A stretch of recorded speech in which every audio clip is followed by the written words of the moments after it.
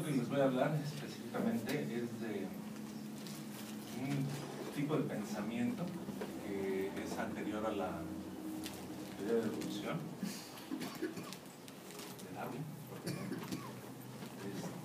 Este tipo de pensamiento es llamado una ley general del desarrollo de ontogenia y filogenia, la cual es una concepción filosófica desarrollista de la naturaleza. Esto es, que se piensa en el crecimiento y desarrollo de los organismos desde un aspecto embriológico. En esta época se interesan diferentes escuelas, principalmente la alemana, se interesan por el estudio de la embriología y es gracias a un señor, un suizo, Bonnet, que tenemos aquí, el cual inmiscuye el concepto de recapitulación en el perfeccionismo. Esto hace que se haga una ruptura epistémica en el campo de la biología o del entendimiento de la naturaleza en 1700, siglo XVIII. Charbonnet es un naturalista suizo. Él es el primero que mete esta idea, este concepto del recapitalismo en el preformismo, que es, el preformismo es una idea anterior que pensaban que existían pequeños seres llamados homúnculos en los óvulos de las mujeres, en los espermas de los hombres. Obviamente se tiene pues, varias problemáticas con respecto a teorías como el desarrollo y propiamente de la evolución, ¿no? A fines del siglo XVIII, la que sigue, por favor, surge en Alemania el pensamiento progresista histórico. Sustituye las visiones clásicas y estáticas de la naturaleza, de la visión filosófica de la naturaleza de estos tiempos. Este tipo de teoría se llama, bueno, es conocido con el nombre de epigénesis y es dentro de la evolución.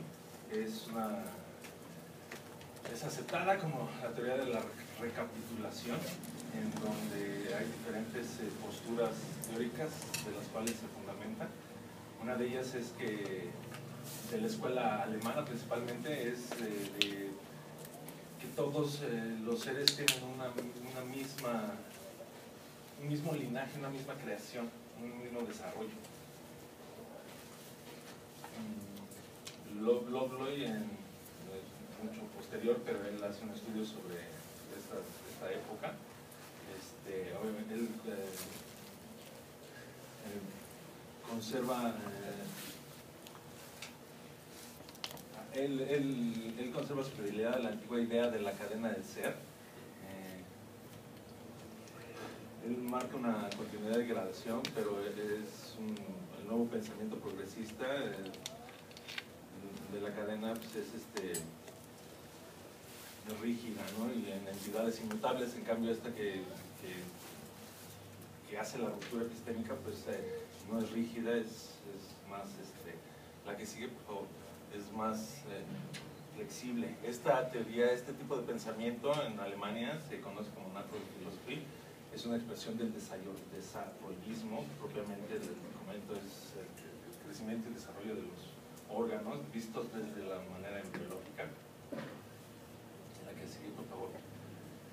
En Alemania, como les comento, es donde surge este pensamiento en el siglo XVIII. La idea de recapitulación se le atribuye a Goethe,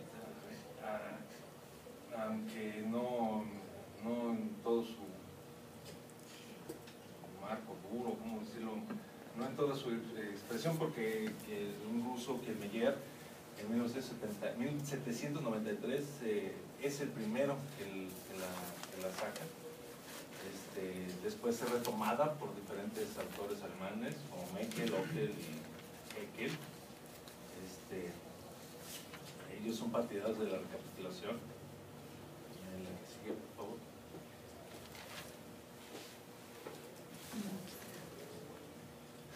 La Naturphilosophie fue una personificación científica del romanticismo alemán. Es propiamente una idea surgida, así, un ideal en los pensamientos artísticos en Alemania surge, pero esta idea retomada por los naturfilósofos ellos retoman todo un pensamiento romántico en los cuales se establece un orden universal, se determina un lugar para el hombre en la naturaleza, ¿no? Obviamente hay una visión un poco divina en este sentido, porque se piensa que la visión del recapitulismo es algo teleológica, es algo que tiraría hacia la mejor o la mayor complejidad hacia el hombre, y la menor complejidad es hacia los animales inferiores. Es un desarrollo progresivo en el cual lo mayor es el hombre propiamente, ¿no? Es como la cadena de los seres. El desarrollismo, en las premisas comunes de la naturfilosofía son dos: desarrollo intransigente, esto es que toda la naturaleza está en flujo, está en movimiento, no está fija, es un flujo unidireccional, flujo, o sea, los cambios en los caracteres de los organismos son unidireccionales, solamente van del gen al morfotipo. Es una creencia en la unidad de la naturaleza y de sus leyes, es otra de las premisas comunes del naturfilósofo, de los naturales, de los filósofos de la naturaleza sería la traducción.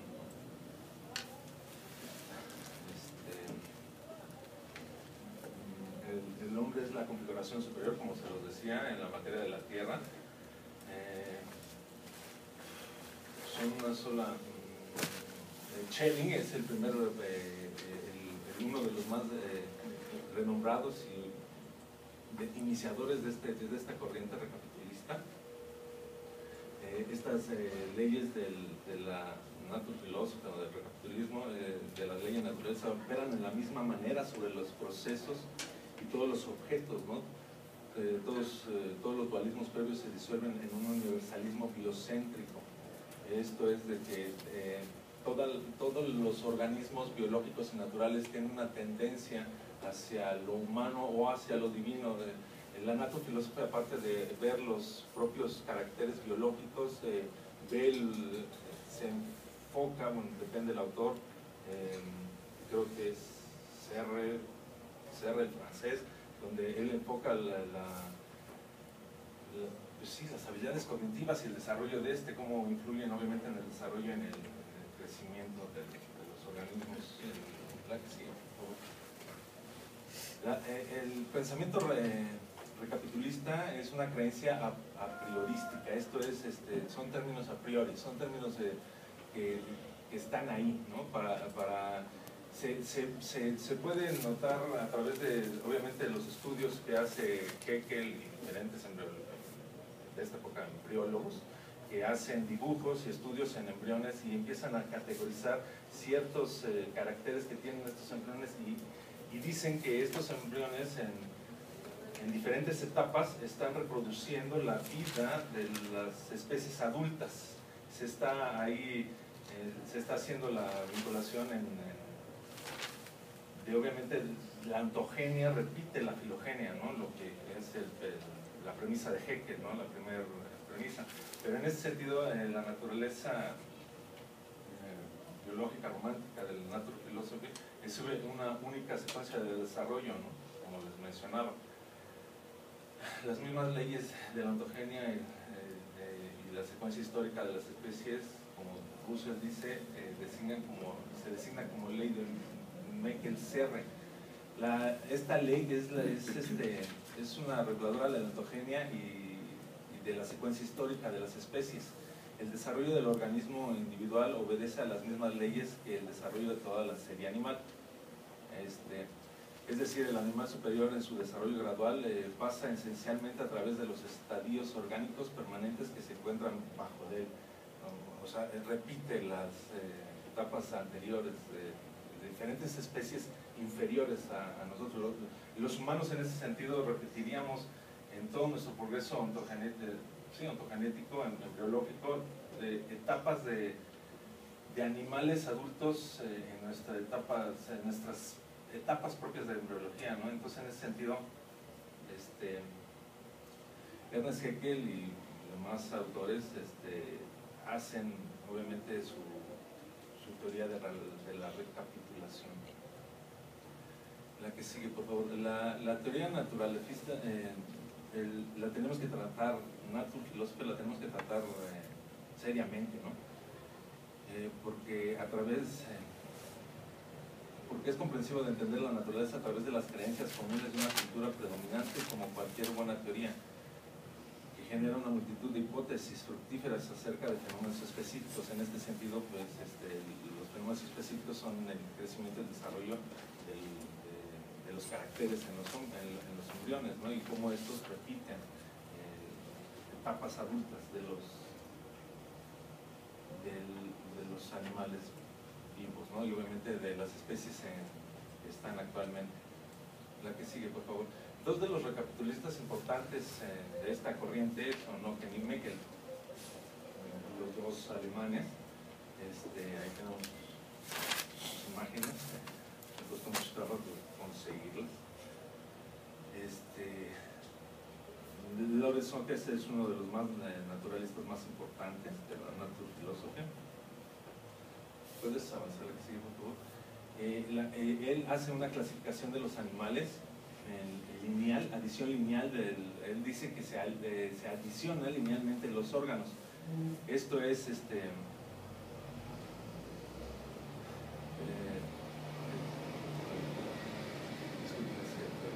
tengo un problema ahorita, no sé la ciudad, pero bueno.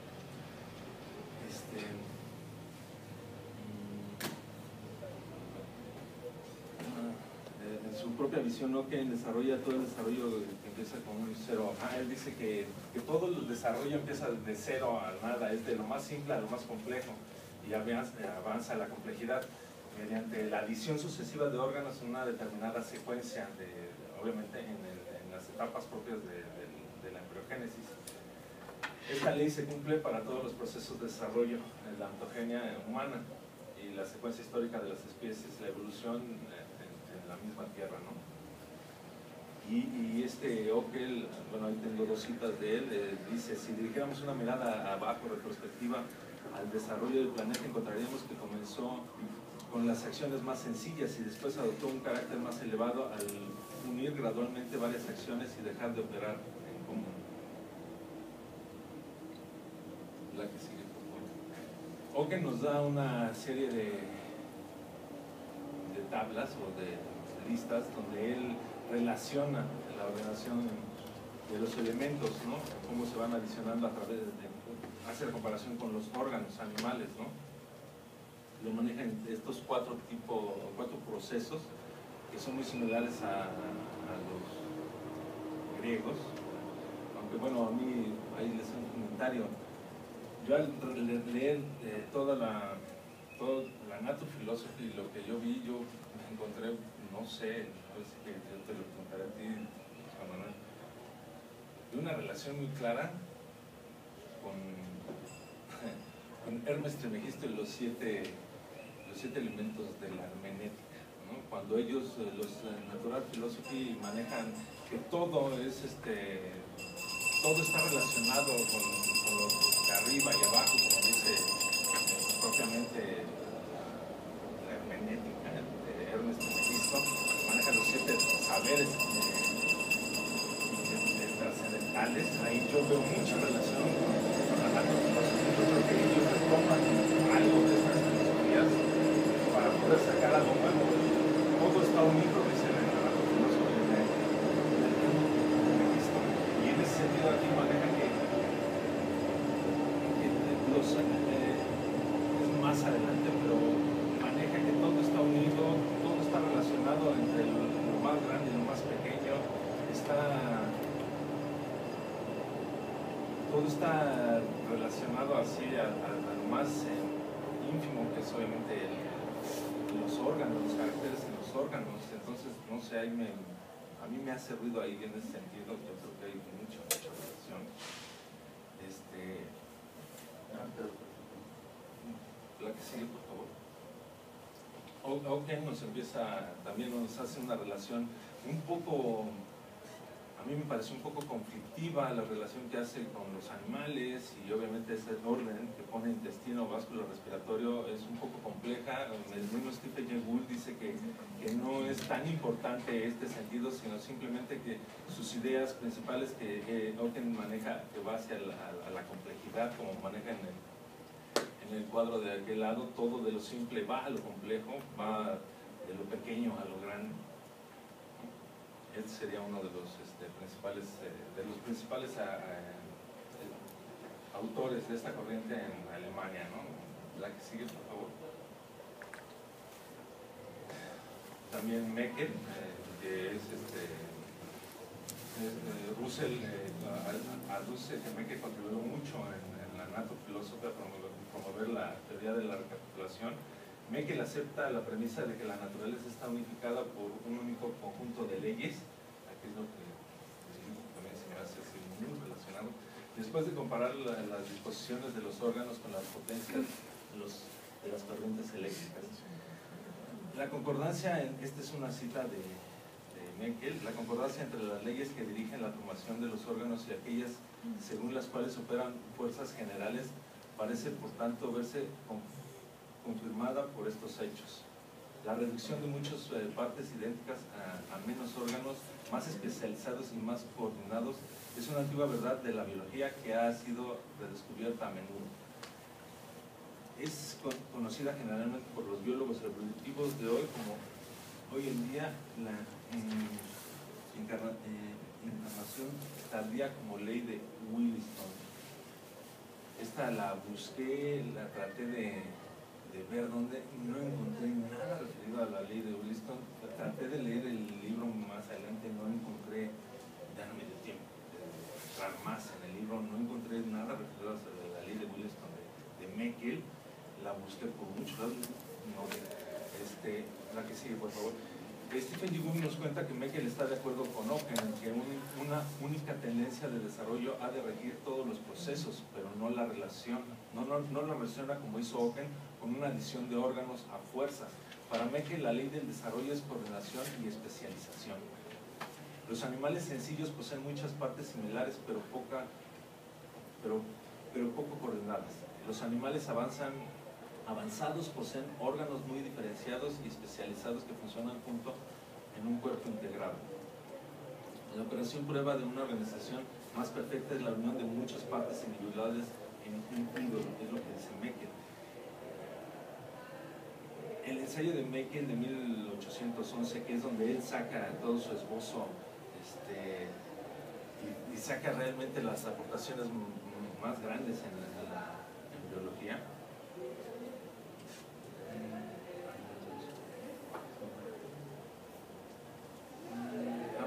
Él describe de los paralelismos que existen entre los estadios embrionarios de los animales superiores y de los adultos de los animales inferiores, en donde plantea la principal declaración de la recapitulación del mandato filósofo.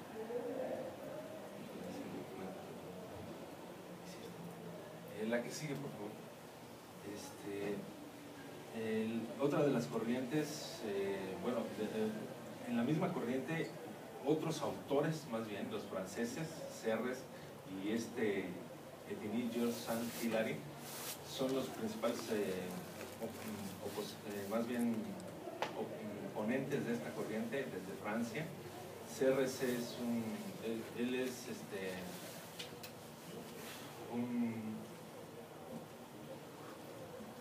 filósofo francés. Él habla él se dedica a hacer estudios sobre la teratología, sobre los estudios de las malformaciones en los embriones. Él se dedica a la que sigue y ahorita regresamos con Gila. Por favor, Serres remonta el placer de su primera demostración de la recapitulación 40 años antes. En una cita él dice: yo no sabía cómo expresar el sentimiento de admiración que sentí por la grandeza de la creación en general y por la del hombre en particular cuando vi que en el primer estadio de la ontogenia el ser humano se parecía al de un pez En un segundo estadio se parecía al de los reptiles, en un tercero al de las aves y en un cuarto al de los mamíferos, con el objetivo de finalmente elevarse hasta la organización sublime que domina toda la naturaleza. Para Serres, igual que para los demás filósofos de esta corriente, todo tiene una unidireccionalidad. Todo va dirigido hacia la complejidad y va dirigido hacia lo humano. El desarrollo de todo organismo repite etapas de especies vivas, pero en este recapitulismo tratan de ver cómo estas etapas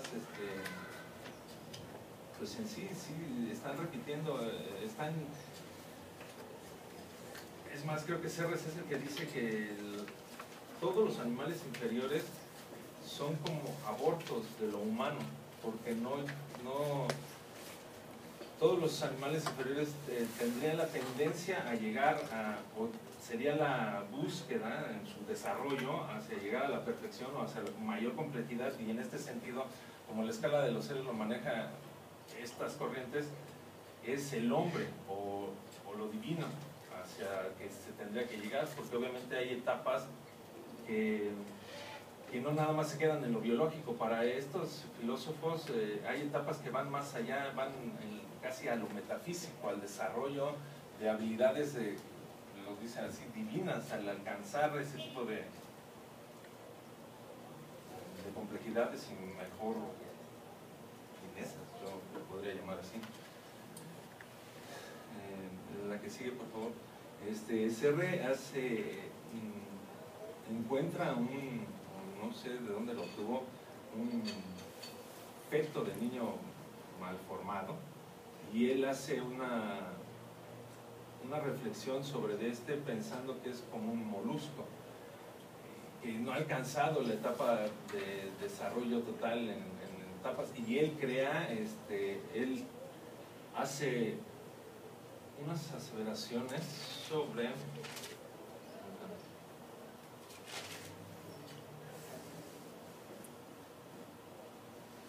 son con braquiópodos, língula y los truncados. Él dice que este tipo de formaciones, porque dice que hay diferentes tipos de procesos teratológicos.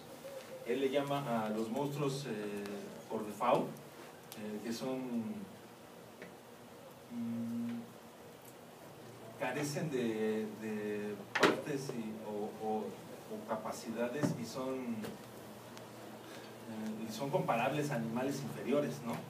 Y el otro tipo de formación que él maneja, de la teratología, es el monstruos por exceso. Estos son obviamente monstruos donde sufren una adición o duplicación de caracteres, aunque estos caracteres nunca son para llegar a alcanzar una complejidad mayor, sino son ahora sí que patológicos, ¿no? O sea, son vistos como etapas detenidas, ¿no? Él lo ve como si fueran interrupciones del desarrollo.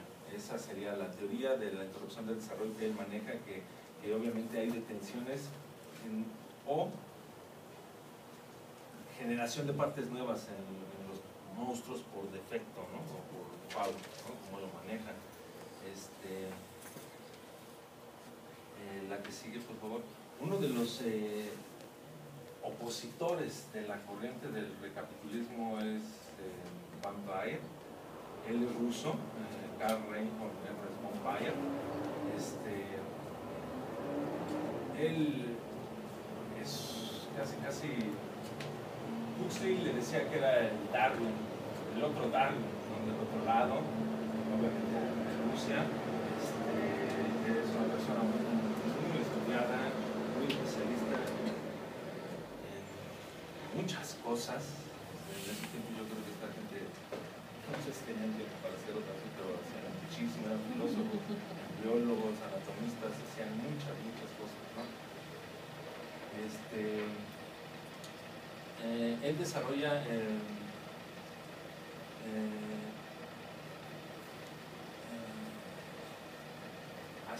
él dice que el grado de desarrollo de un cuerpo de animal consiste en el mayor o menor extensión de la heterogeneidad.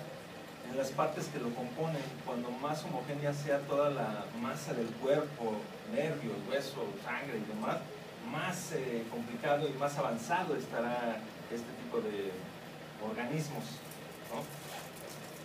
Pero en este sentido, este tipo de idea es la que estaría en contra del recapitulismo, porque no puede así operarse, ya que etapas en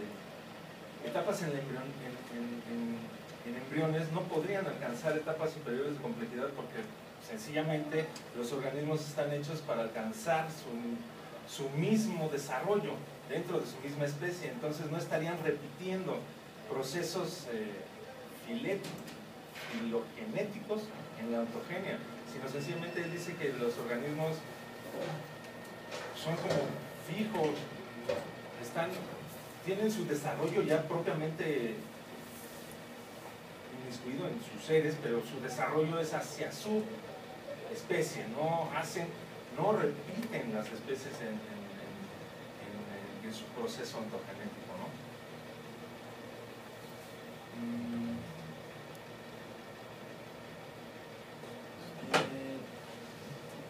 Él dice que la embriología es una diferenciación y no es un ascenso por la escala de la perfección. Él dice en uno de sus segundos razonamientos que la recapitulación está ligada necesariamente a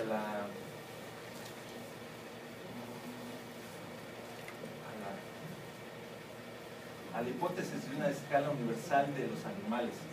Esto es, solo hay una dirección, como ya se los voy a repetir. Hay igualdades y diferencias dentro de los que manejan estas corrientes de recapitulismo. Este ruso es el que está más en contra, pero aún así maneja estas ideas de un solo origen, de una sola hipótesis de escala universal, ¿no?, de los animales. Solo una dirección de metamorfosis, ¿no?, que se alcanza en los estados adultos superiores, en el individuo, ¿no? Y él dice que las deformidades son metamorfosis regresivas, ¿no? La que sigue, por favor. Él maneja 6 tipos de leyes en las cuales él maneja lo que estaría en contra del recapitulismo. Mucho, pero bueno, él maneja muchos rasgos de los embriones, no están presentes en los animales adultos. Así me voy pasando. El modo de la vida de un embrión suele imposibilitar cualquier repetición completa de las formas inferiores. El embrión mamífero inmerso en su líquido placentario no puede ser nunca un ave voladora o un insecto que respira aire, pedazo. Nunca hay una correspondencia morfológica completa entre un embrión y un adulto inferior. De hecho, el embrión del pollo, porque él se dedica a hacer estudios en los pollos, de la embriología del pollo, lo cual nunca, dicen que es muy poco retomado por posteriores científicos de esta índole. Él dice que el pollo en sí, en una fase, posee un corazón y en una circulación muy parecidos a las de un pez, pero al mismo tiempo carece de otras 1000 cosas. En este sentido, él dice que hay similitudes en ciertos caracteres, pero que no se repiten todos los caracteres en las etapas embriológicas de alguna especie en específica que se pongan a estudiar, sino sencillamente hay cosas que no están ahí, y por eso mismo él dice que la teoría de la recapitulación no es viable, ¿no? Nunca hay una correspondencia morfológica completa entre un embrión y un adulto mayor. En una inversión de lo que predice la recapitulación, rasgos transitorios en la ontogenia de los animales inferiores aparecen a menudo en los estadios adultos de animales superiores. Las estructuras que poseen en común los embriones superiores y de los adultos inferiores no siempre se desarrollan en los embriones en el mismo orden, y las partes que caracterizan a los grupos superiores deben aparecer tarde en la embriología, pero a menudo no lo hacen. Les comentamos. Y la columna vertebral del pollo, por ejemplo, se desarrolla muy pronto, en comparación, porque obviamente hace un estudio de la columna y ve que hay similitudes, pero no del todo. La que sigue, por favor. En este sentido, von Bauer se pregunta, ¿no? ¿Qué es la Dirección Universal del Desarrollo? Y en ese sentido, como les digo, es una visión hacia alcanzar la complejidad, o que todos los organismos vivos van hacia esa complejidad, ¿no? Hacia lo mayor o lo más fino, que en ese sentido sería el hombre, ¿no? Y algunos autores, aquí tengo citas como de Oppenheimer y Meyer, están a favor, ¿no? de Van Boer. Dice, la propia embriología de Van Boer, por primera vez con todos los énfasis en la relación entre lo especial y lo general, una embriología en la que lo metafísico se subordinaba a lo biológico, en el sentido de la embriología moderna, y se convirtió en una embriología que iba desde los hechos y fenómenos embriológicos hasta los conceptos embriológicos, y no en la dirección opuesta. Pues dichas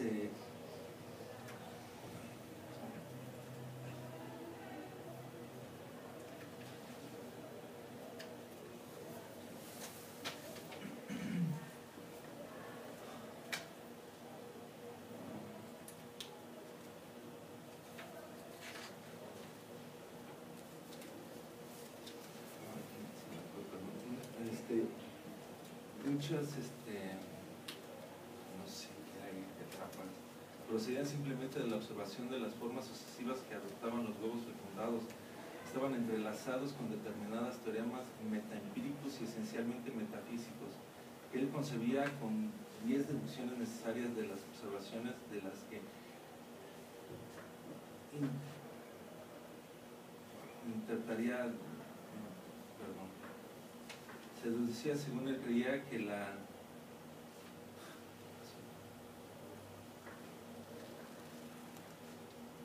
recapitulación de formas ancestrales no solo se puede verificar, sino que es posible a priori, ¿no? Al ser imposible la recapitulación, desde luego no puede tampoco verificarse mediante pruebas empíricas.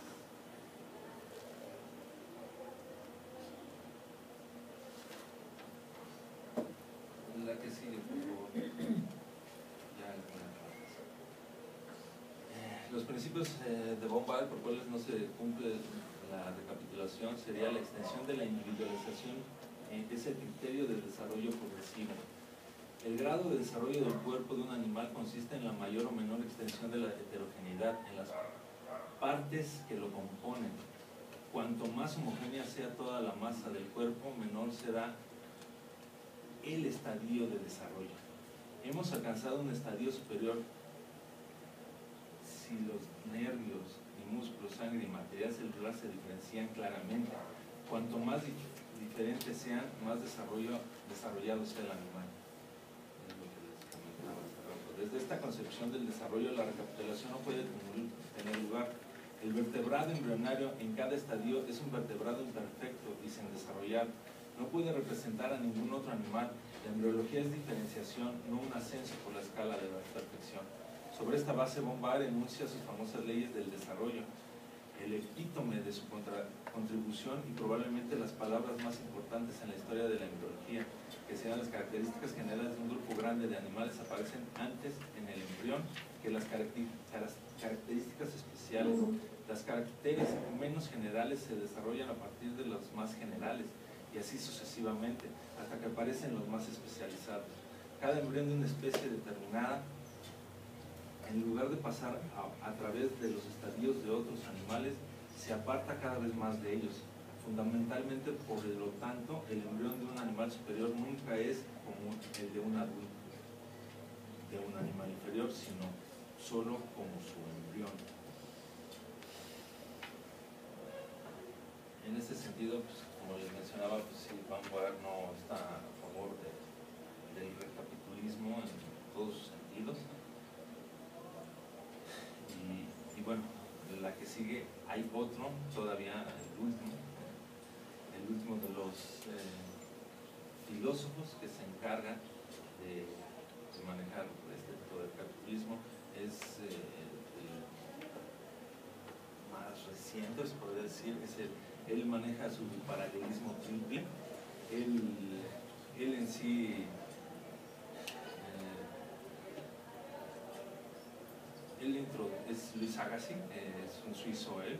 En la recapitulación, él supone que Tiedemann fue el primero en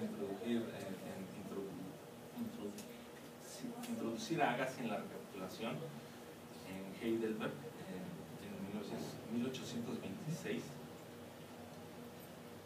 pero los profesores de Agassi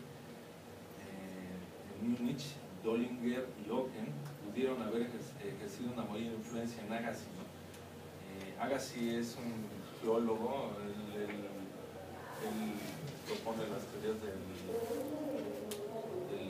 cambio diferencial, y aparte, bueno,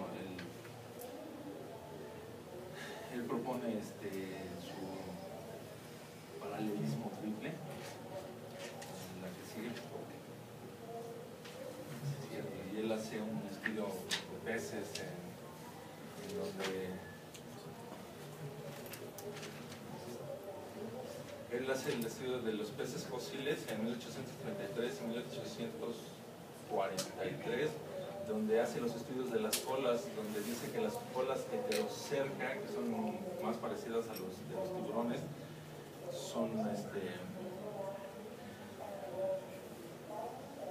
viejas, ¿no? Y las homocercas, que son más parecidas a los peces, son más recientes, y que este tipo de característica nos habla del cambio filogenético. Las heterocercas no...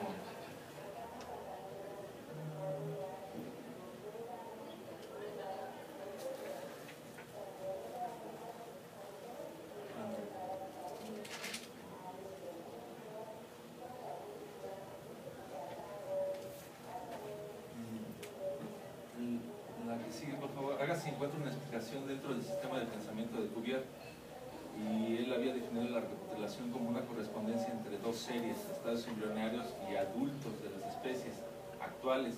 Nada más que Agassi introduce la tercera serie, que es el registro de fósiles, y gracias a esto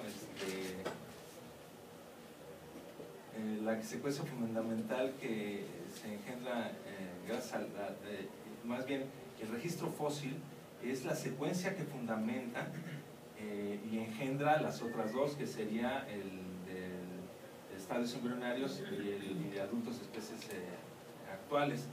Porque esto, en su artefacto teórico, cada tipo ha sobrevivido a animales primitivos, y los estadios embrionarios son solo su reflejo, porque un embrión ha de repetir las formas de sus antepasados antes de añadir sus propios caracteres distintivos. Las teorías de Agassi contenían un razonamiento que ningún evolucionista se podía resistir a reinterpretar, ¿no? Si el registro fósil es solo una representación temporal del mismo plan divino que los animales reflejan en su propia ontogenia, entonces el componente geológico del triple paralelismo de Agassi siempre extiende el hábito de la recapitulación y la generalidad del diseño benevolente. En este sentido, el paralelismo de Agassi es una unión divina, ¿no? Se convierte en un resultado mecánico, ¿no? De una única cadena causal que va desde el registro geológico hasta los estadios embriológicos de la ontogenia. Y en este sentido, la que sigue, por favor, la ontogenia repite la filogenia. Disculpen lo atareados, pero fue algo difícil para... Te cambio de lugar, ¿no?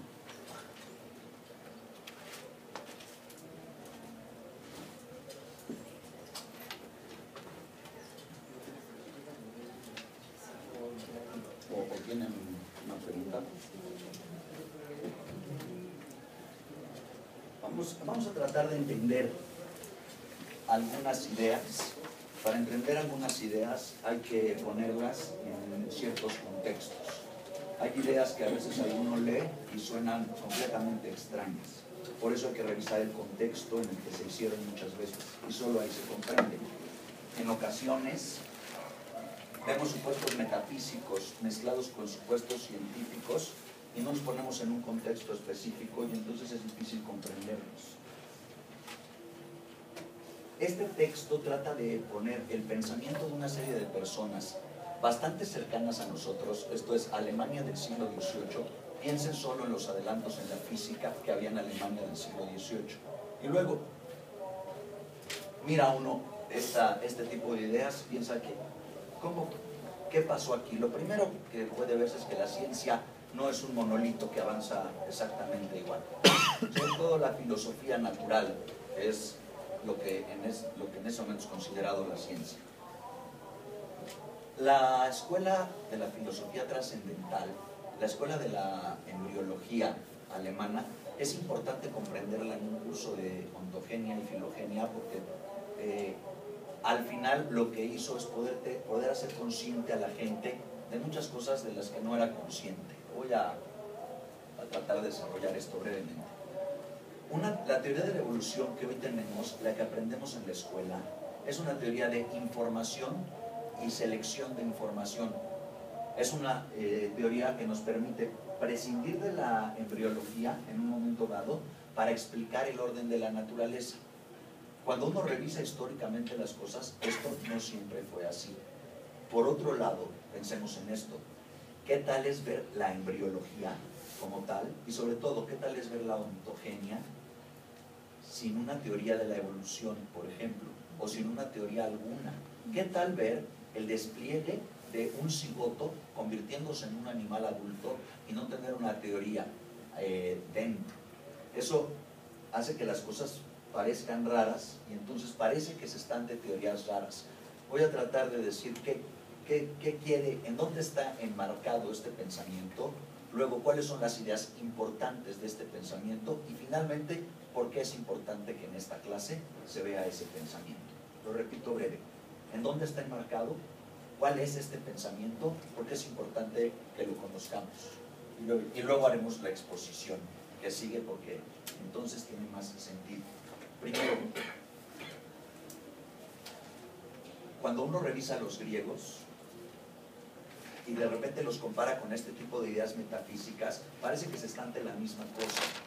No, pero vale, esto es el marco teórico en el que quiero que vean que se desarrolló esto.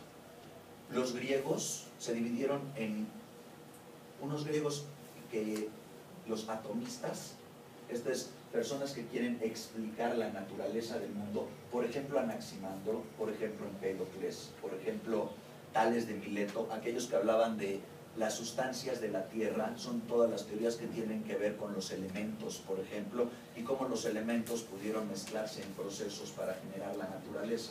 O por el otro lado, los pitagóricos, personas que tienen que ver con los estudios filosóficos de la fe, de la justicia, de donde salió la jurisprudencia, las preguntas sobre la ética, la moral, todo este tipo de cuestiones. Aristóteles trató ambos temas y además trató la lógica. En sus temas sobre biología, sobre lo que ahora llamamos biología, trató el problema de cómo es posible que se desarrollen los animales y los seres humanos. Él está imbuido en la Grecia, tiene una serie de teorías que están imbuidas entonces en el atomismo, en el vitalismo, en cuestiones que tienen que ver con la fe y el cuerpo, con las sustancias y el alma. Es distinto, pero tiene el mismo cariz, muchos siglos después, el romanticismo. El romanticismo alemán, que está llevado de la mano de la pluma de Goethe, por ejemplo, o de Schillmann, o de Schiller, de una serie de autores que ustedes conocen, de Swaderman, o todos los románticos que hemos leído, el romanticismo tendría, digámoslo así, tres principios. Uno, el ser humano tiene una primacía con respecto de los demás animales que no es trivial y no es nada más pragmática, ¿no? Número dos, la naturaleza parece estar en orden con una entidad divina, por lo tanto hay una tendencia a la perfección en general en cualquier cosa que veas en la Tierra. Y el tercer punto del romanticismo, que es importante, es la sensación de que si bien el ser humano está en el pináculo de la naturaleza, hay una hermandad del ser humano con respecto de todos los seres que le rodean y todas las cosas en sí que le rodean. Hay cuando uno revisa el romanticismo inglés de Samuel Butler, o todo lo que uno quiera ver, Mary Shelley y el vitalismo del Frankenstein, ¿no? La electricidad de la corriente y la vida está por todas partes, pues hay un sentido hay estas tres leyes importantes, las repito brevemente: una unidad con Dios, un ser humano colocado en el pináculo de la naturaleza y un sentido de hermandad de este ser con respecto de todo lo que lo rodea. Entonces, de ahí es muy fácil, no es que sea muy fácil, nada de esto es muy fácil, es necesario, digamos, derivar alguna serie de supuestos metafísicos o que tienen la apariencia metafísica cuando suceden las teorías. Desde luego que fueron teístas las personas de las que estamos hablando, y desde luego que hay este sentido, pero lo que vamos a tratar de hacer es arrancarle un poquito todo el cariz metafísico que tiene para ver exactamente qué es lo importante, cuál es la influencia en la teoría contemporánea de la biología en general. ¿De acuerdo? ¿He sido claro hasta este momento? Entonces, con eso en la mente, permítanme pasar a una reflexión. ¿Cómo puede verse, pues, la embriología sin una teoría anterior? Bueno, desde Grecia, y me detendré solo un momento ahí, se especuló la idea de una teoría homuncular. El propio Aristóteles lo hizo, pero él no tiene una teoría científica. Él lo que tiene en sus manos en ese momento es una idea. La idea es la de la preformación, la idea de que dentro de una hembra hay un pequeño homúnculo, es decir, una pequeña persona, y esa persona se despliega simplemente. ¿Cómo no pensarlo? No hay una teoría de la información, ni en ese momento, ni en el momento en el que von Baer replicó a Haeckel la arena que vamos a revisar ahora mismo. Haciendo a un lado, solamente no quiero ir a buscar heraldos ni simientes a los recovecos de la historia para decir que una idea siempre tiene un pasado y tal. Solo dejar constancia de que ahí había una idea de la preformación, una concepción de cómo podían ser las cosas, pero no una teoría. Killmeyer, Oken, Meckel y los recapitulacionistas tenían teorías. Y esto que voy a decir a continuación, pues es necesario que lo conserven en su cabeza. La evolución se llama en un primer momento, Killmeyer llama en un momento evolución a una forma de preformacionismo distinta de otra forma de preformacionismo. Las teorías preformacionistas son aquellas teorías que suponen que hay un sistema, esto es un organismo plenamente generado en las entrañas de un organismo adulto, y lo que hace es crecer. Pero hay dos maneras de pensar en esto, una la evolucionista y otra la no evolucionista. La evolucionista dice que los órganos van, de hecho, diferenciándose poco a poco en ese organismo, que no hay un adultito creciendo todo al unísono, sino que hay, de alguna manera, el individuo tiene una serie de potencialidades adentro que van desarrollándose poco a poco. Por eso se llamaba evolucionista, es decir, tu cuerpo preformado, de hecho, en el interior de otro organismo, va desarrollando las potencialidades de cada órgano poco a poco. Y estos serán los evolucionistas, es decir, hay dos tipos de preformacionistas en este sentido: los que creen en una compleja marcha de incremento al unísono de los organismos, y los que creen que hay una secuencia diferencial de desarrollos organísmicos orgánicos en un organismo. ¿Fui claro con esto? Y estos son los preformacionistas. También los hay de dos tipos, los preformacionistas. Todo esto viene en el texto: ovoístas y espermatistas. Aquellos que piensan que ese homúnculo debe estar en el óvulo, o aquellos que piensan que ese homúnculo debe estar en el espermatozoide, y que la otra sustancia, si eres ovoísta, el espermatozoide; si eres espermaticista, el óvulo, lo que proporciona son los nutrientes para este despliegue de desarrollo. Gente como William Harvey, por ejemplo, el que describió el sistema circulatorio, decía, en cambio, hay evolución per metamorfosis y evolución per epigénesis. La metamorfosis, pues ya la vieron, es el fenómeno sorprendente del que no hablaré ahorita, pero que te impresionó mucho en la niñez, cuando veías el gusanito que se convertía en mariposa, ¿no? Y cuando hablaba por epigénesis, estaba diciendo otra cosa muy distinta que lo que decían los preformacionistas de cualquier tipo. Estaba diciendo que lo que había era una sustancia indiferenciada que poco a poco iba diferenciándose. De esta manera, lo que tenemos es, por un lado, a los evolucionistas, los que veían eso al microscopio y decían, nuestros microscopios no son potentes. Adentro de esa transparencia indiferenciada, aparente, debe de haber un homúnculo. Entonces, esto es lo primero importante que voy a decir hoy después de enmarcarlo en el romanticismo, la filosofía trascendental. El primer punto que tenemos en la historia seria de la embriología es el evolucionismo, esto es una forma de preformacionismo, y la epigénesis, que es distinta que el evolucionismo. Hoy en día, cuando pensamos en epigénesis, pensamos en una inmensa serie de cosas. En los que estén llevando bioarqueología han oído o manejan, de hecho, la frase rasgos epigenéticos. Solemos llamarle hoy en día rasgos epigenéticos a aquellos huesos supernumerarios o cosas que suponemos. Hay distintas acepciones para hablar de cosas, pero generalmente decimos epigénesis cuando no está bajo el control de la genética, ¿no? Y además intuitivamente lo utilizamos así porque hoy en día génesis lo relacionamos, epigénesis parece que estamos diciendo epigenética. De ahora en adelante, cuando hablen de rasgos, bueno, si gustan, pero los invito, cuando hablen de ese tipo de cuestión, digan rasgos epigenéticos o digan epigenética, que es distinto que epigénesis. La epigénesis es una escuela del siglo XVIII que sale como una respuesta al evolucionismo. Esto es una teoría de la embriología preformacionista que supone distintas secuencias diferenciales para la formación de órganos preformados. ¿Sí? ¿Fui claro? Ahora, obvio, nos tenemos que ir rápido, tenemos otras exposiciones, pero es que sí quisiera aclarar esto de punto para que tengan sentido otras cosas, ¿no? Hablando de epigenetistas, hablando de esta segunda escuela, surgieron rápidamente importantes pensamientos, es decir, se encontraron las dos tendencias de manera fuerte. Entre los epigenetistas del siglo XVIII hubo importantes anatomistas y ustedes los vieron. Para hablar de la escuela que desarrollaron, voy a hacer una pequeñísima digresión sobre el idealismo.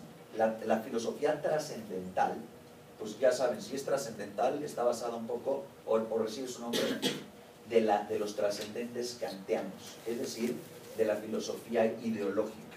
Voy a hablar brevemente de ella, no se preocupen, no nos vamos a poner a discutir, ni tengo la calidad, ni mucho menos, para ponernos a discutir de Kant, pero es importante ver un marco. Voy a tratar de argumentar que esta embriología de la que expuso José Antonio tiene que ver con dos marcos, está apalancada en dos marcos. Uno, el romanticismo, ya lo vieron, una serie de sensaciones, de supuestos sentimentales, por decirlo de alguna manera, del ser humano, y otra, la ideología, el idealismo kantiano, es decir, lo contrario que el materialismo. La teoría de Marx es, primero que una teoría económica o política, es una ruptura con el idealismo kantiano. Así se ve en las escuelas alemanas, ¿no? Kant suponía que las múltiples manifestaciones de los sentidos que emanaban a la hora de tocar las cosas en sí, el mundo al margen de tú tienes el mundo al margen de nuestra observación, el ser humano, el mundo al margen, la cosa en sí, pues, ¿no? Y las múltiples manifestaciones de nuestros sentidos generan representaciones con respecto de las cosas. ¿Soy claro? La realidad nouménica. Digamos, está la cosa en sí, el mundo, aunque no existiéramos nosotros, luego llego yo y lo toco, lo veo, lo escucho. Mis sentidos, al interactuar con eso, forman un noumeno, forman lo que podría ser una representación de la realidad. Una serie de, acuérdense, toda la escuela de empiristas, la escuela de Edimburgo, David Hume, John Locke, tal, lo que trataron es de decir, uno puede apañárselas para entender el mundo a partir de la experiencia. Son las impresiones, recuerdan, decían, las impresiones sensibles, lo que necesitamos para poder comprender el mundo. Kant, en otro momento, pensaba, no nada más, tú tienes esas impresiones sensibles del mundo, y a eso le voy a llamar el noumeno, pero la mente en sí, que no es un gabinete vacío, impone una serie de, le llamo trascendentales, impone una serie de ideas que acotan o restringen nuestra manera de ver el mundo. Un ejemplo sería este: no es que el mundo sea mecánico, por eso la esencia de Kant, para Kant la esencia de cómo se debe explicar el mundo es Newton, ¿no? Pensaba, no sé si el mundo sea mecánico, pero el mundo, la mente humana, después de percibirlo con los sentidos, solo puede concebirlo mecánico. Por eso hacemos teorías mecánicas. No es que eso no se parezca a la realidad, pero solamente no es isomórfica, no es idéntico a la realidad lo que estamos haciendo. Tenemos una serie de imposiciones de nuestra mente. ¿Soy claro con esta escurridiza idea? En su crítica a la estética, Kant habla de una manera, justamente de un trascendente kantiano que tenemos cuando pensamos cuando observamos la naturaleza, la botánica total. Le llamaba el archetypus intellectus, y esta idea es importante. Le llamaba arquetipo intelectual porque pensaba que nuestro intelecto, cuando observaba la naturaleza, la observaba como si hubiera un arquetipo, esto es, un diseño primigenio que tenía una clarísima dirección y un fin, de tal manera que cuando nosotros vemos la fotosíntesis y pensamos en el parénquima espumoso, en el parénquima empalizado, en cómo pasa la savia bruta a savia elaborada y tal, lo que estamos viendo es una fábrica, ¿no? De ahí hay mecanicismo. Pero cuando vemos desarrollarse un animal o una planta o lo que sea, nuestra mente impone ciertos criterios, nuestra mente está hecha de tal manera que no podemos ver eso sin que parezca que es un diseño que va hacia X, ¿no? De tal manera que los múltiples estadios embrionarios son procesos hacia un final, pero el resultado final, como está ahí hecho, es la causa también de esa serie de procesos. Así que una serie de procesos tienen una causa final, pero esa causa final hace que esos procesos sean a la vez causalmente dirigidos. Y es muy difícil pensar de un tipo no arquetípico. De hecho, hoy que conocemos la teoría evolutiva, sí o no seguimos teniendo problemas cuando decimos una hormiga es un diseño, una mosca, ¿cómo se diseña? ¿Cómo se construye? Les decía yo el otro día, ¿no? Kant diría porque tenemos estos estados mentales cuando observamos ciertas cosas. ¿Fue claro hasta aquí?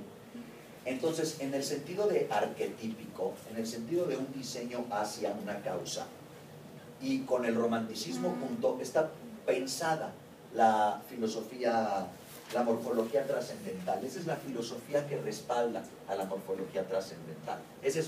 Ya acabé con eso, decirles, ese es el marco teórico con el cual se pueden comprender estas ideas y por qué suenan tan metafísicas. Pasemos a las ideas en concreto. Killmeyer, Oken y Meckel principalmente, lo que quiero no es que se aprendan justo, no una exégesis de lo que dijeron personas desarticuladas, sino hay que citar a los autores porque si un día uno dice grandes cosas, pues sí te gustaría que dijeran Güeyes, ¿no? Mágico de 200 años. Es una banalidad absurda, no nos vamos a enterar, pero existe. Pero más allá lo que quiero es que vean las ideas y cómo fueron, principalmente. Cuando uno ve la embriología, quitemos el preformacionismo y pensemos en la epigénesis, cuando uno ve esto, lo que uno empieza a ver son secuencias de animales, en efecto, que parecen ser nuestros antepasados. Si uno compara el embrión de un pollo con un embrión de un bebé humano, va a ver que se parecen mucho. Si uno toma un embrión humano de un cierto estado embriológico como tal, ve que hay hendiduras branquiales. Si tú ves las hendiduras, si tú no sabes evolución informática y genética ni todo lo que nosotros sabemos, imagínense a golpe de observación, ves las hendiduras branquiales de un feto humano, de un embrión humano que tienen los peces y piensas, este es como un pececito, ¿no? Y entonces llegaron a una conclusión: la ontogenia recapitula a la filogenia. Ese fue su primer punto. Vamos a ver qué quiere decir la ontogenia recapitula la filogenia y cuál es la ley biomecánica que explica esa teoría. Esto le sirve para sus tesis. Una hipótesis general es la ontogenia recapitula la filogenia. Una hipótesis particular que es cómo puede ser eso, es la ley biogenética. Por ejemplo, una hipótesis general de Darwin es las especies evolucionan en divergencia. Una hipótesis particular es mediante reproducción diferencial, ¿no? sobrevivencia diferencial de herencia modificada. Siempre tienes una hipótesis general, que es una asunción que te sirve para dar una explicación de cómo algo puede estar pasando. Esas siempre son las que se vuelven famosas. La teoría de Einstein, no, o sea, E es igual a mc al cuadrado, es una teoría particular que demuestra una hipótesis general. Esto es que existe un continuo entre el espacio y el tiempo, ¿no? Por fin de mi digresión. Entonces, vamos al punto. Primero, la ontogenia recapitula la filogenia, idea primero presentada por Kielmayer, Oken y Meckel, y más tarde tomada por Haeckel para dar una hipótesis particular, la ley biogenética. Dice que durante el despliegue del desarrollo humano o de cualquier tipo, lo que estamos viendo son los estadios evolutivos anteriores, figuras ancestrales de animales adultos que están de hecho en la naturaleza. Es una idea loquísima, ¿no creen? O sea, lo que estos cuates pensaban es que adentro de una hembra lo que pasaba es que los embriones iban generando los estadios adultos de animales más remotos, como tal. Y hoy nos puede parecer una locura, pero si los ves, o sea, te decían, por eso eran grandes científicos, decían, observa, ya sé que suena, pero observa. Voy al marco teórico. Como están unidos están atados al romanticismo, pues esa idea te lleva a pensar, acuérdense de la tercera ley que dije del romanticismo, el ser humano está atado, hermanado a toda la naturaleza, los llevaba a pensar literalmente que lo que sucede, que podía llevarlos a ver que un útero era una